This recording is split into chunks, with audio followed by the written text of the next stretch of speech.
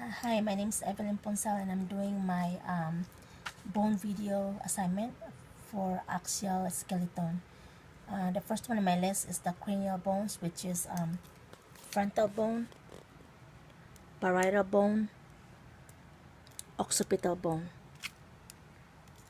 temporal bone, and the external occipital protuberance.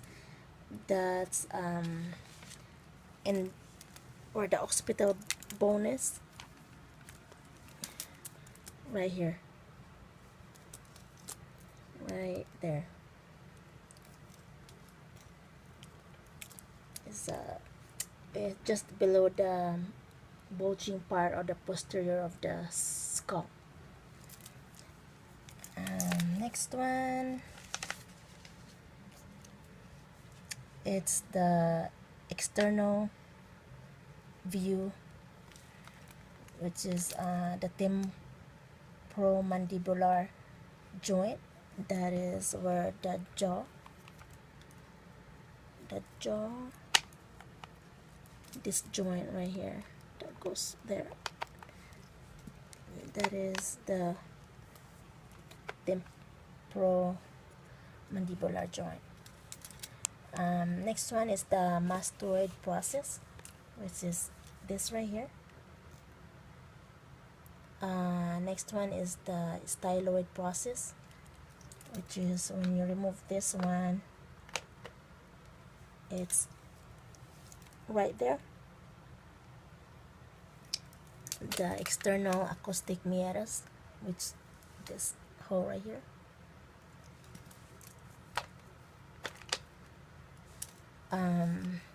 Now we're doing the internal view.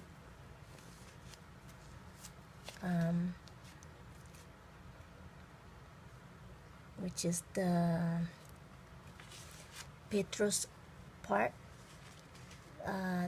This is the petrous part is temporal bone. It houses the middle and internal ear cavities.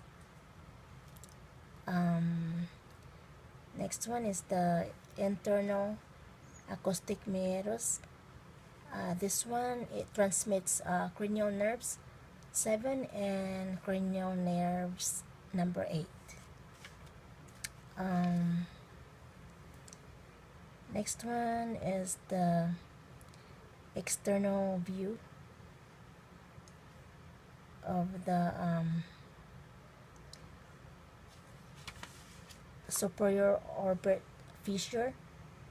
On this one, it allows cranial nerves that control eye movement, which is nerve 3, 4, and 6 that enters the orbit.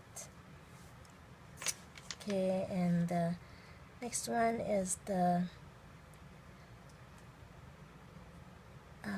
internal view of lesser wing, greater wings, and optic canal.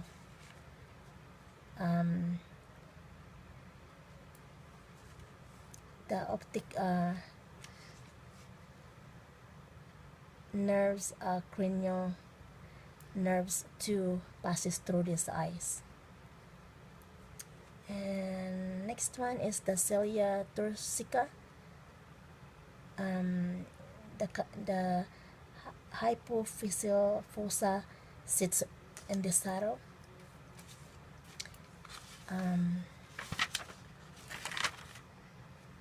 So next one,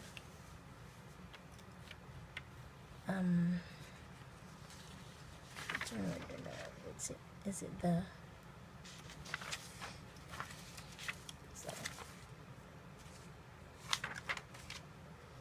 ethmoid bone?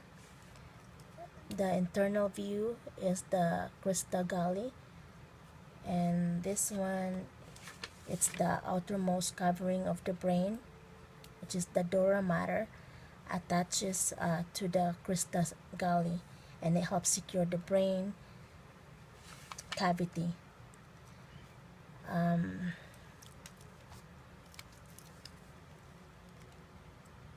This is the crystal galley right there. The cribriform plate allows the filament of the olfactory nerves to pass from the smell receptors in the nasal cavity of the brain. Next one on the list is the suture. Suture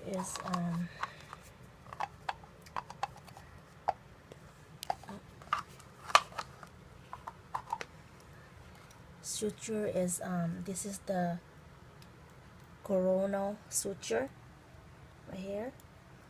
This is the sagittal suture and lambdoid suture right here, and then the squamous suture right here, where the temporal is. Now the facial bones this is the maxilla.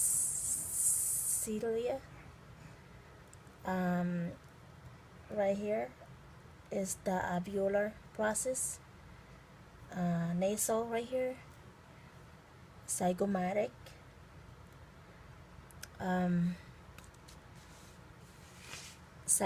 zygomatic and the zygomatic process. This one forms the zygomatic arch. Ethmoid bone, that bone is inside the orbit next to the lacrimal bone. And the vomer, this one, it's inside the nasal cavity, vomer, and it lies in the nasal cavity, and it forms part of the nasal septum. That's the vomer. And then now the mandible. This is the mandible. This is the body. Angle, ramus, the mandibular condyle. This is the mandibular notch, and right here, this is the cranoid process. Next one is gonna be the vertebral column. They're cervical. There's 7 cervical.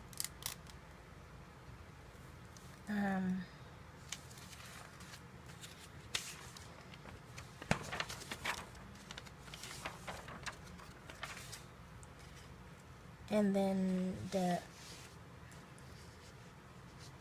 cervical, the transverse process of the cervical, it's extend laterally from each side of the vertebral arch. Now the thoracic vertebrae, we have 12 thoracic vertebrae. This is the spinous process right here, and then this is the transverse process right there. The intervertebral foramen, the spinal nerve, from the spinal cord passes through this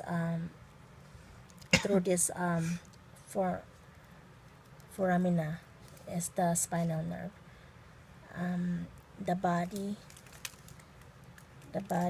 of this is the body right here, and then the intervertebral disc, this right here, and then the lumbar vertebrae has 5 lumbar, and the sacrum has also 5, and then the coccyx has 4 there. And now we're going to the sternum.